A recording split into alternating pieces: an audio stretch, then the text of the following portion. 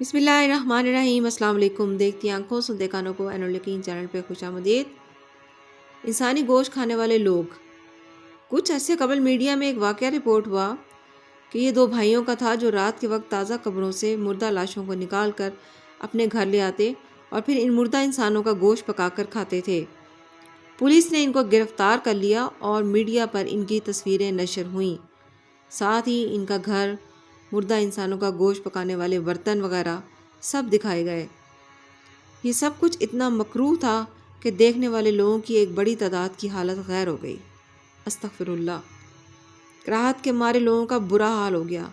لوگ پوچھنے لگے کہ یہ کیسے ممکن ہے کہ کوئی شخص انسانی گوشت کھانے جیسا مکروہ عمل بھی کر سکتا ہے؟ مگر عجیب بات ہے، ایک اور پہلو سے ہم سب انسانی گوشت بہت شوق سے کھاتے ہیں۔ حیران ہو گئے نا آپ سب؟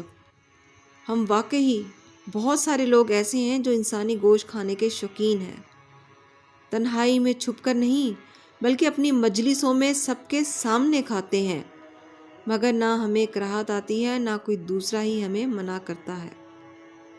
یہ اجتماعی گوشت خوری غیبت کرنے کا وہ عمل ہے جسے قرآن مجید نے اپنے مردہ بھائی کا گوشت کھانے جیسا مکروہ عمل قرار دیا ہے۔ قرآن مجید نے کمال بلاغت کا مظاہرہ کرتے ہوئے غیبت کرنے والے کو مردہ بھائی کا گوشت کھانے سے تعبیر کیا ہے۔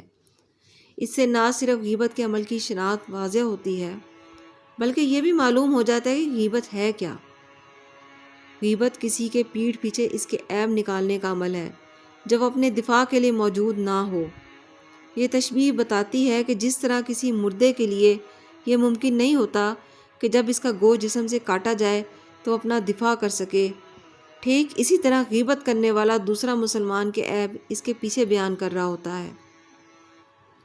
ظاہر ہے کہ وہ اس موقع پر اپنا دفاع کرنے کے لیے موجود نہیں ہوتا اور اس کا سماجی وجود گویا کہ ایک بے جان لاش کی طرح پڑا ہوتا ہے جسے غیبت کرنے والا بے رحمی سے بھنبوڑ رہا ہوتا ہے۔ غیبت کی اس واضح تعریف کے بعد بعض عملی سوالات پیدا ہو سکتے ہیں۔ ایک سوال یہ ہے کہ جو برائی بیان کی جا رہی ہے وہ واقعتاً اس شخص میں پائی جاتی ہے تو اسے بیان کرنے میں کیا خرابی ہے؟ دوسرا یہ کہ اگر وہ شخص اس برائی کو برا نہ سمجھتا ہو پھر بھی کیا یہ غیبت ہے؟ ان دونوں سوالوں کے جواب ہمیں ایک صحیح روایت میں اس طرح ملتے ہیں۔ رسول اللہ صلی اللہ علیہ وآلہ وسلم نے ایک دفعہ صحابہ سے پوچھا کہ جانتے ہو غیبت کیا ہے؟ انہوں نے کہا کہ اللہ اور اس کا رسول زیادہ بہتر جانتے ہیں۔ فرمایا، تو اپنے بھائی کا ذکر اس طرح کرے کہ اسے ناگوار گزرے۔ عرض کیا، اگر میرے بھائی میں واقعتاً وہ عیب پایا جاتا ہو؟ فرمایا، عیب بیان کرنا ہی غیبت ہے، اگر وہ عیب اس میں نہ ہو تو تم نے اس پر بہتان لگا دیا۔ معلوم ہوا کہ عیب بیان کرنا ہی غیبت ہے۔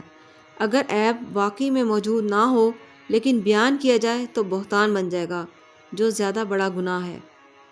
اس طرح اس روایت سے یہ بات بھی نکلتی ہے کہ ایک شخص کسی عیب یا برائی کو برا ہی نہیں سمجھتا بلکہ یہ اس کے نام اور شخصیت کا لازمی حصہ بن گئی ہے، تب بھی یہ غیبت نہیں۔ جیسے کسی کو عام حالات میں موٹا یا کالیا کہہ دیا جائے تو وہ برا مانے گا، لیکن بعض لوگوں کی پہچان کے لیے اس طرح کے لفظ ان کے نام کا حصہ بن جاتے ہیں جسے وہ خود بھی برا نہیں سمجھتے، چنانچہ ان الفاظ سے کسی کا ذکر کرنا غیبت نہیں ہے۔ اس ضمن کا ایک آخری اور اہم سوال یہ ہے کہ کیا برائی بیان کرنا ہر حال میں ممنوع ہے یا اس سے کوئی استثناء بھی ہے؟ اس سوال کا جواب قرآن مجید یوں دیتا ہے، اللہ تعالیٰ اس بات کو ہرگز پسند نہیں کرتا کہ کسی کا ذکر برائی کے ساتھ کیا جائے سوائے اس شخص کے جس کے ساتھ ظلم ہوا ہو۔ اس آیت میں غیبت کا ایک استثناء یہ بیان کیا گیا ہے، اگر کسی شخص پر ظلم ہوا ہے تو بہرحال اسے یہ حق حاصل ہے کہ وہ اپنے اوپر ہونے والے ظلم کی رودات بیان کرے، اور ظاہر ہے جس نے ظلم کیا ہے اس کا ذکر برائی کے ساتھ بیان ہوگا۔ یہاں ظلم ایک معاملہ بیان ہوا ہے، مگر اس سے یہ اصول نکلتا ہے کہ جب عیب جوئی کا مقصد کردار کشی یا مزے لینا نہ ہو بلکہ واقعتاً اپنے آپ کو یا دوسروں کو کسی شخص کے ظلم اور زیادتی اور برائی سے بچانا یا کوئی اور مثبت بات مقصود ہو تو بھی یہ غیبت نہیں رہتی۔ مثلاً ایک دکاندار کم تولتا ہے تو دوسرے لوگوں کو اس کی اس برائی سے مطلع کرنا انہیں اس کے ظلم سے بچانا ہے، یا کسی نزاع میں گواہی کے موقع پر صحیح بات بیان کرنی چاہیے چاہے وہ کسی کی برائی ہی کیوں نہ ہو۔ اس طرح رشتہ وغیرہ کے موقع پر اگر کسی کے بارے میں دریافت کیا جائے تو سچی بات بتا دینی چاہیے، چاہے وہ کسی کا عیب ہی کیوں نہ ہو۔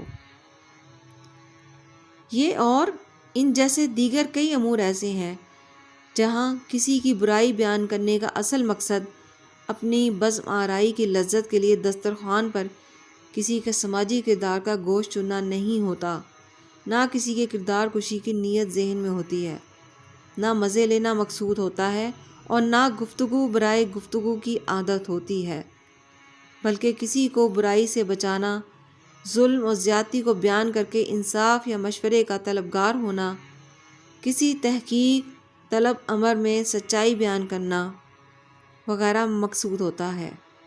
اس میں بھی ہمیشہ محتاط رہنا چاہیے کہ نہ اندازے سے بات کی جائے اور نہ سنی سنائی بات کو بلا تحقیق آگے بڑھایا جائے، بلکہ اگر کسی کی متعین برائی یقینی علم یا واضح قرائن کی بنیاد پر علم میں آئے تبھی اسے سامنے لانا چاہیے۔